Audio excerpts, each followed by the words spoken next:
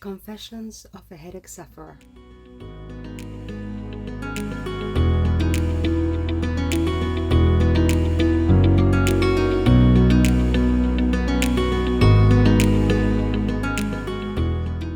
This video will not be easy, so if you don't feel ready, please take it in little bites, keep coming back to it, or simply come back when you're ready. Just a suggestion, because and again, this is just from my experience, but just know that it is it's not going to be an easy video to hear. So first and foremost,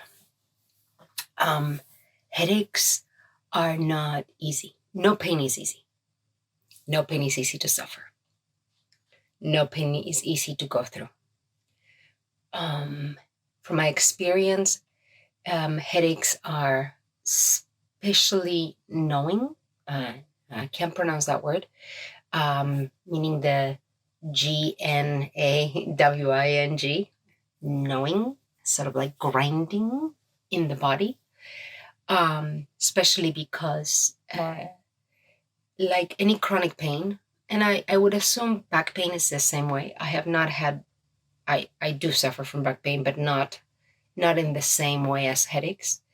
Long-term headaches can feel like they're going to drive you crazy. So here are some suggestions that are not easy to follow, recommendations, thoughts, things to chew on. Please do not feel that this is something you need to do. And this is not the end all of end alls. This video is going to be called Headache Confessions, because this is just my own thoughts. So first one, acceptance. That's a word I hated for a long time, and I mean hated. I don't want to accept that I have a headache. I don't want to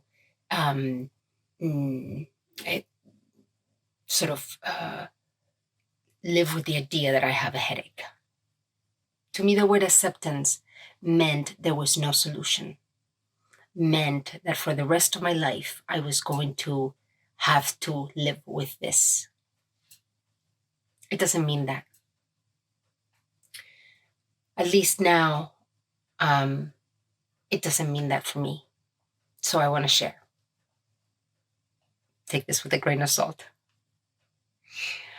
I now accept, at least a little bit more, probably not 100%, that I suffer from headaches. I am not a headache. I am a person. First of all, I'm not my diagnosis. I am a person, right? So I suffer from headaches. I've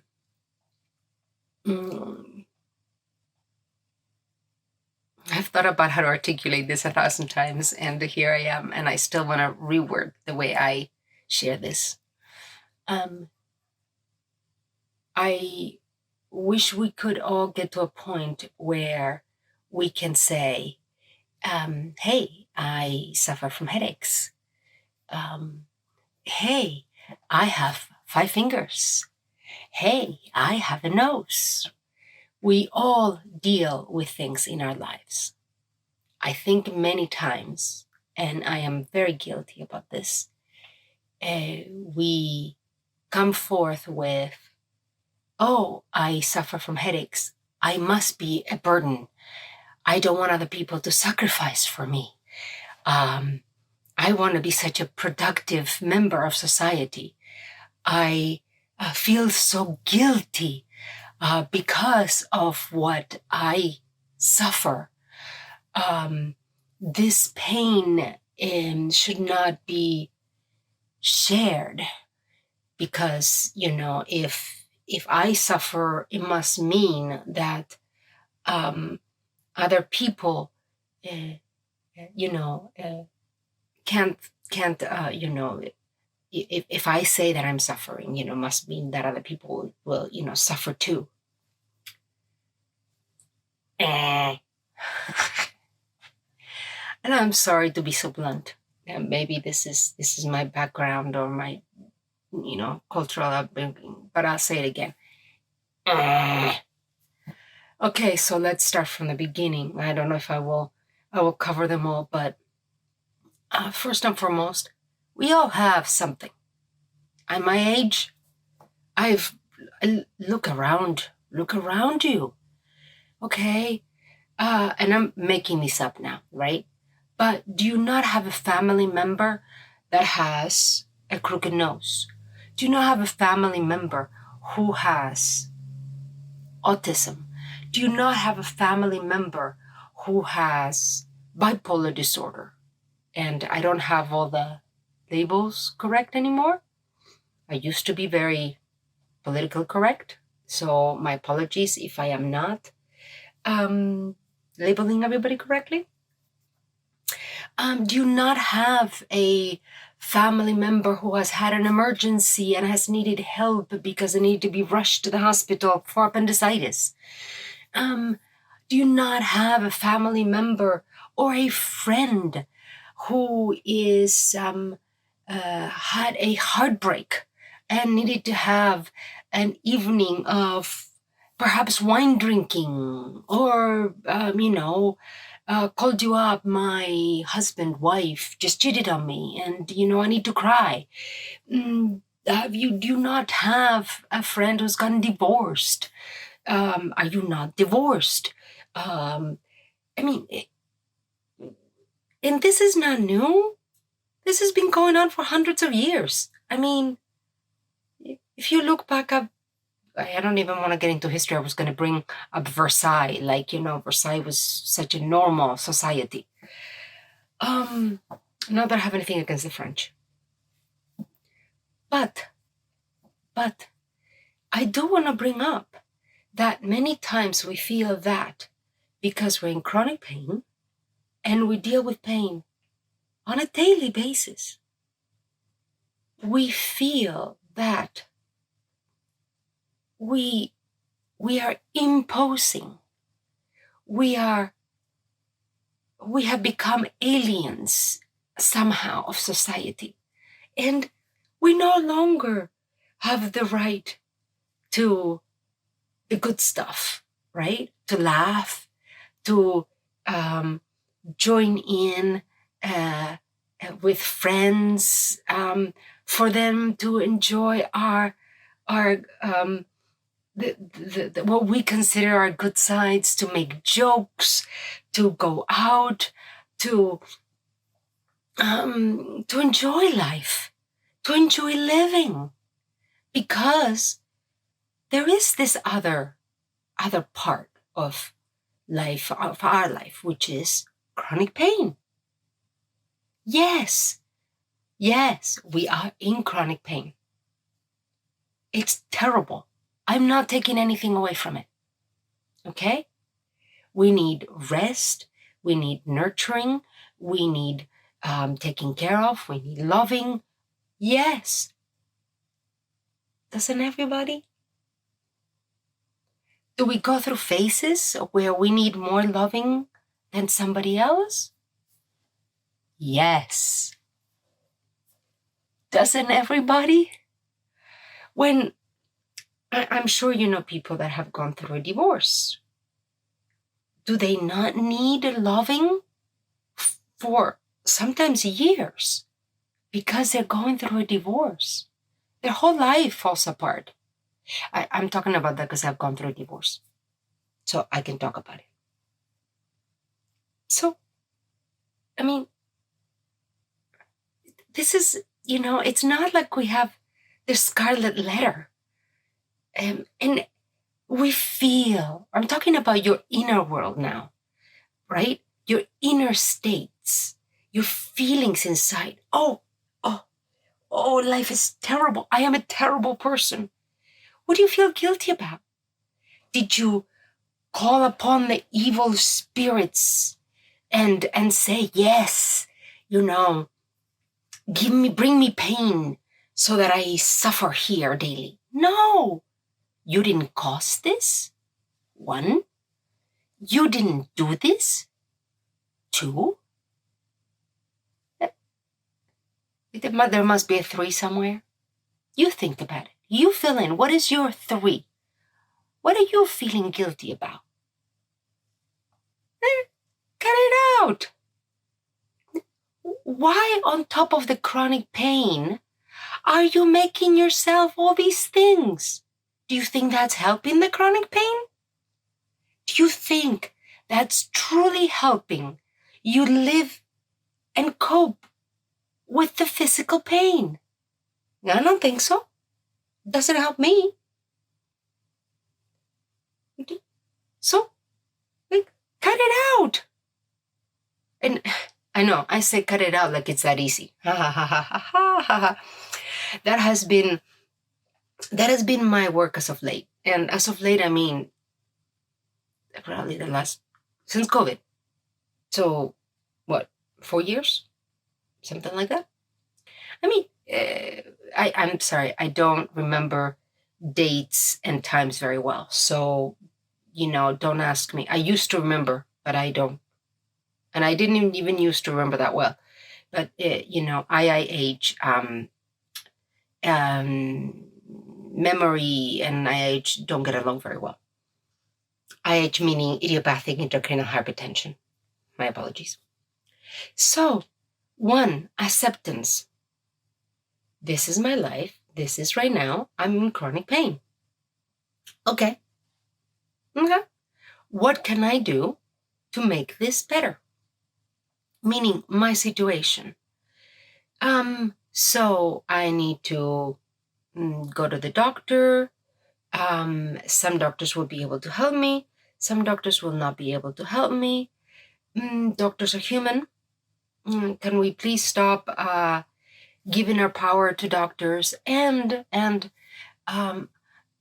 aggrandizing doctors? Now, my father's a doctor. I don't think I've ever said this on video. My father's a doctor. And he said many interesting things to me. And the whole idea of my father will be another video one day, because my father was a very interesting character in good and bad ways.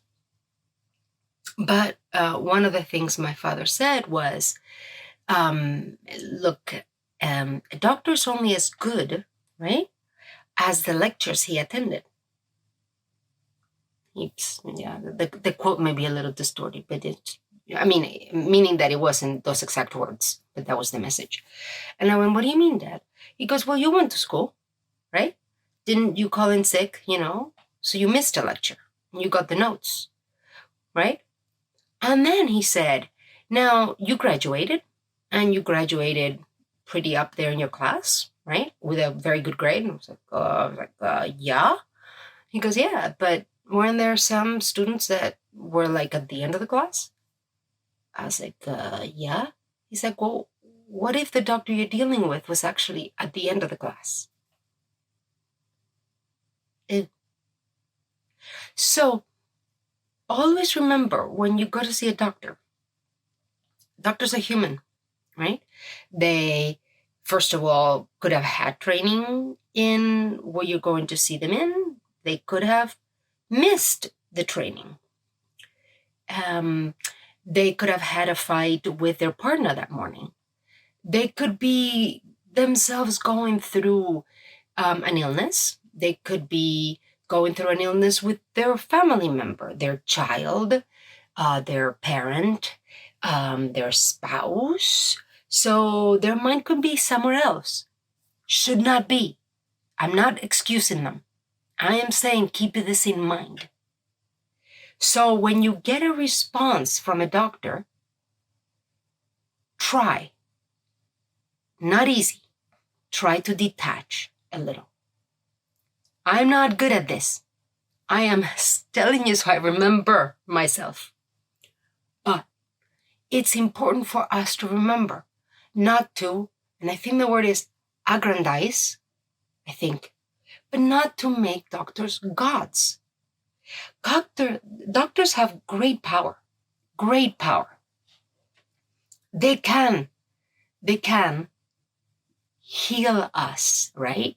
They can really help us. I mean, come on. You go to a doctor if you have, and I'm going to bring this up again, appendicitis. And wow, the next day, right? The next day, you feel so much better.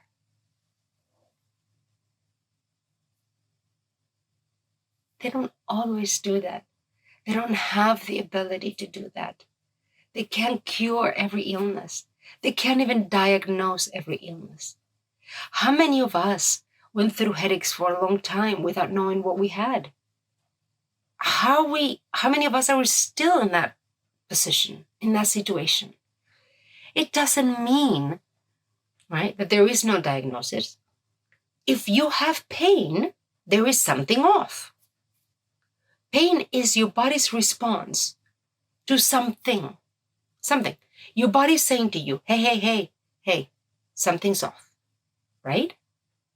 Simple, right? Now, yes, chronic pain is a conditioned response, right? It's over a long period of time. Your body has gotten used to that response. It's a different story. I get it. Yet, let's not place all of that power onto the doctor, for the doctor to, in one sitting, especially, right?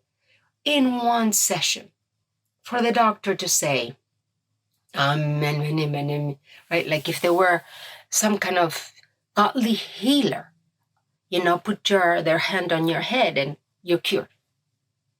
No, that is actually completely unrealistic, right? And this is my number 3.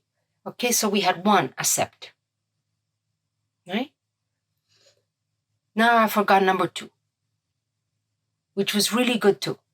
Oh yes, the number 2 was, so you need to cut it out. The feelings of guilt, all the feelings that come along with having the pain. Now our true number 3 is, let's not give our power away. Let's, to the doctors, to the medical community. And that goes with Eastern medicine, Western medicine, our neighbor, the herbologist down the street, anyone outside of ourselves, right? And I'm not saying, oh, I have a headache, I know I'm right, everybody else is wrong, and I'm going to isolate myself, and I am not going to talk to anybody because I know I'm right. No, I'm not saying that either. Okay, moderation has always, to me, worked best. What I'm saying is, talk to a doctor. He gives you a suggestion. It works, it doesn't work, perhaps. Knowledge is wonderful. Find things out. Talk to someone else. Someone with a degree, with a specialization. Climb, find out more things. Talk to people that have gone through it. But always sort of like with an awareness. Observe.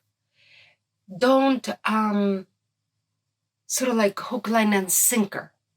Don't always just jump on it. If you find someone that is really helping you, hey, they're being helpful, stick with them. But just know, be aware that even that person that has always helped you, something may happen. They may retire. Something may happen in your illness, right? And then all of a sudden that person can't help you anymore. And then you need to change your game plan, which could be devastating. So we need to make sure to stop making doctors godly. Yet we need to be very thankful. thank goodness we have um, those who want to serve and help the medical community.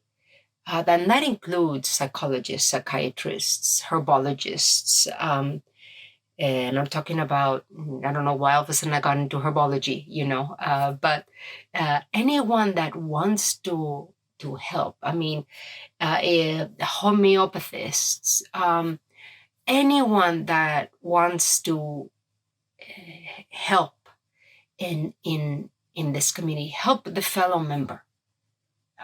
I truly believe that we evolve as a society by helping each other. There is a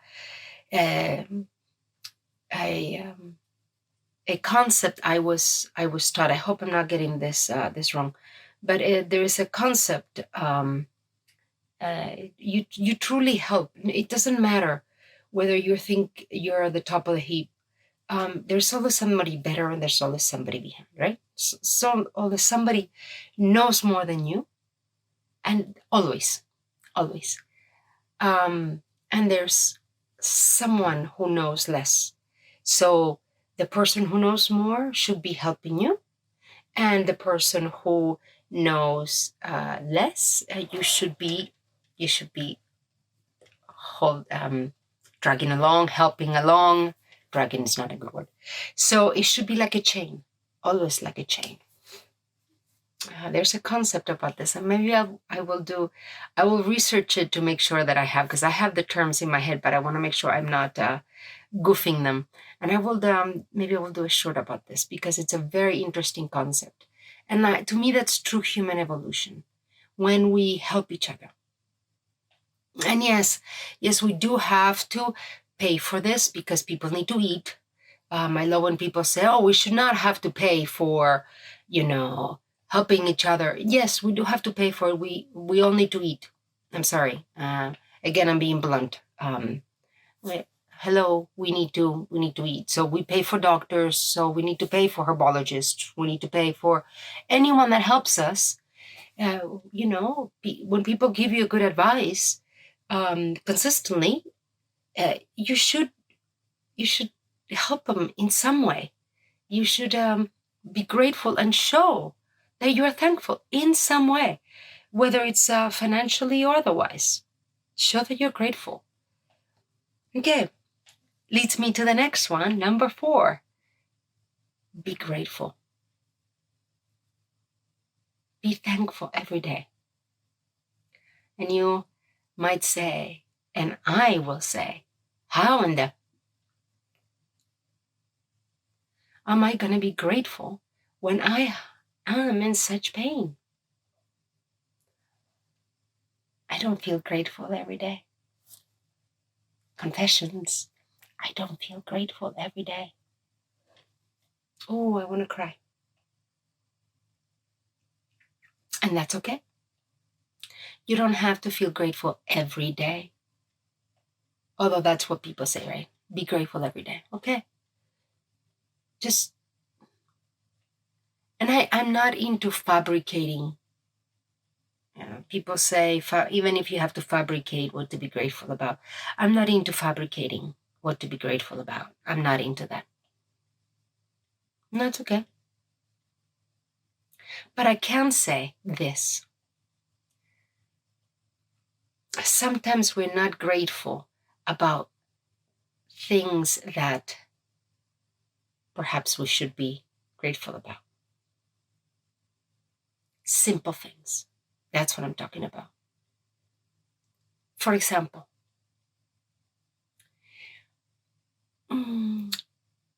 my husband and I go out on a date every week.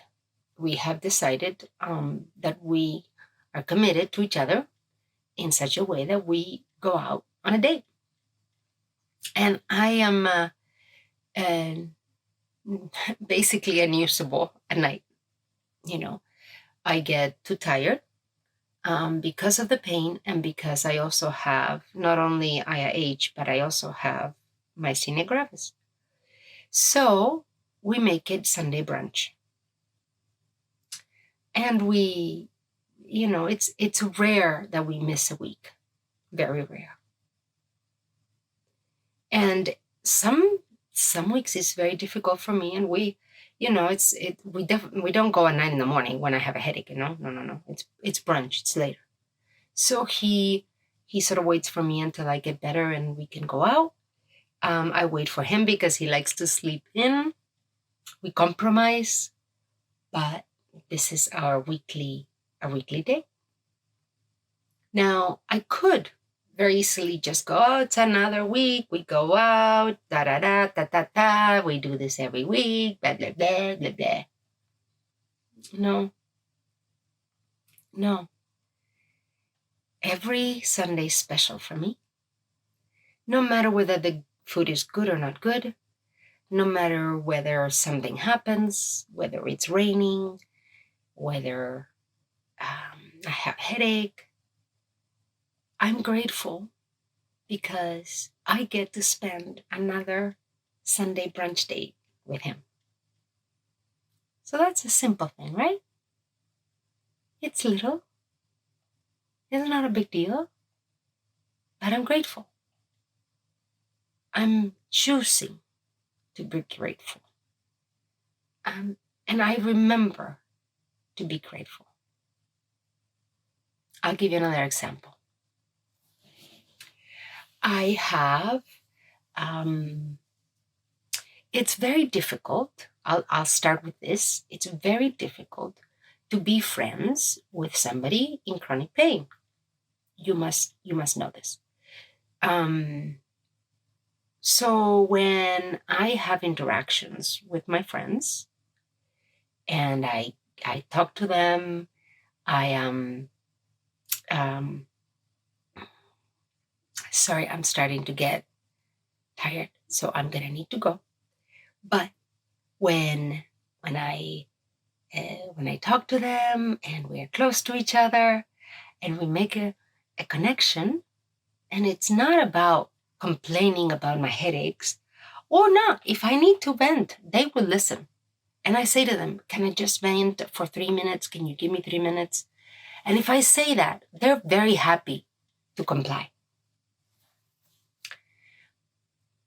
I can hang up the phone and be grateful. And it's a conscious act. Excuse me. It's a conscious act. I can say, I'm so grateful for this interaction. I am so grateful for this person. I'm so grateful for this conversation. I'm so grateful for being here today. I'm so grateful for having lived through this conversation. I'm so grateful for having witnessed this. I'm so grateful for being conscious to be grateful. I'm so grateful. And can you see that I can go on and on and on and on? Because truly in that moment, I have a list of things I am grateful about. That's what I'm talking about. Be grateful. Be grateful about the little things. And the last thing I will say is, then because you're grateful, make a snapshot. Remember that moment. Remember, keep that as a memory. In that moment, how did that feel? I was grateful. You kind of like sit in that energy. I was grateful. How does that feel? It feels in ... For me, there's this sort of like intense, warm, wonderful, rich feeling. And I take a picture of that and I associate it with, oh, there was this interaction with this person and it was positive. Okay. And I file it away. This is my snapshot. I literally in my head, I put it in a file in my head. And you say, well, why? Well, I have a file storage cabinet, right? Cabinet full of memories. It's filled, like it's pouring out. So that if I have to have a lumbar puncture in the hospital, or if I'm hospitalized for something, a surgery or tests, whatever it is, guess what I do? Okay, I'm going to go through something that's perhaps not so pleasant. And I talk to my body about it, and I get ready. But also, I open the filing cabinet, and I go, oh, I remember why I'm doing this. Because I have all these wonderful memories, and I can carry them with me. And I live life so intensely. I live life surrounded by such wonderful memories. I live life. I guess I could stop there. I live life. Don't forget to live life. Life isn't about just the pain.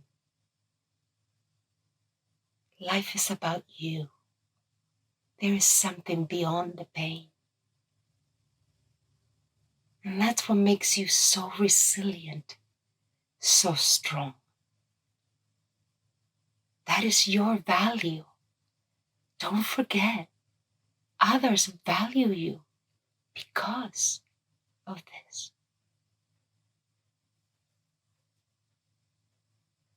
If you made it through the end, boy, talk about value.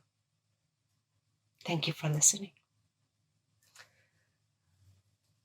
Don't forget, if you want more videos like this, please subscribe and like this. It will encourage me to know. And please comment whether this helps. If it doesn't, please tell me know why. And if you want to know more, please share. I really want to build a community to know more about how you feel.